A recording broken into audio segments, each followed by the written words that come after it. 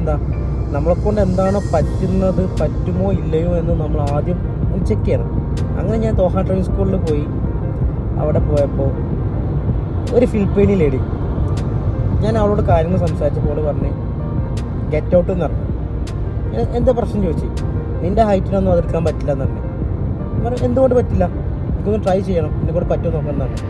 First day ഓള് വേറെ ആളെ സംസാരിച്ച് ഞാൻ ബസ്സിലൊന്ന് കയറി ഇരുന്ന് നോക്കി. ഓക്കെ നടക്കും എന്ന് പറഞ്ഞു.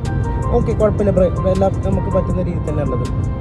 അപ്പോൾ നാട്ടിലത്തെ ഇത് വേറെ ഉണ്ട് കേട്ടോ, നാട്ടിൽ പറ്റി ഇങ്ങനെ എടുക്കാൻ നോക്കുന്നുണ്ട്. അങ്ങനെ ഞാൻ എൻ്റെ ക്യാഷൊക്കെ റെഡി ആയ സമയത്ത് എന്താട്ടി ഞാൻ വന്നു, ജോയിൻ ചെയ്തു. ജോയിൻ ചെയ്യുന്ന സമയത്ത് എൻ്റെ അടുത്ത് അവിടുത്തെ മാനേജർ പറഞ്ഞു, നീ ജോയിൻ ചെയ്തല്ലേ, എനിക്കൊന്ന് ജസ്റ്റ് നോക്കണം, അല്ലാതെ ഈ പൈസ തിരിച്ച് റീഫണ്ട് ചെയ്യാൻ പറ്റത്തില്ല എന്നൊരു വാക്ക് പറഞ്ഞു.